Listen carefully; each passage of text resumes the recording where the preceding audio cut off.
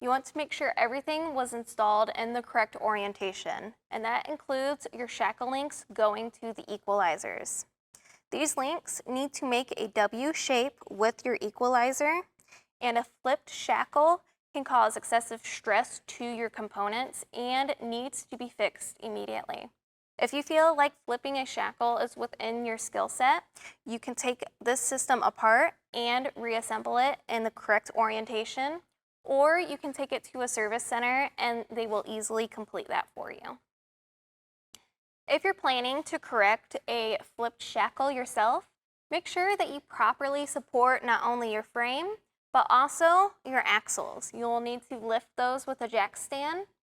You'll need to lift those with a floor jack and then place jack stands underneath them, making sure that they are properly supported and the weight is taken off of this hardware here.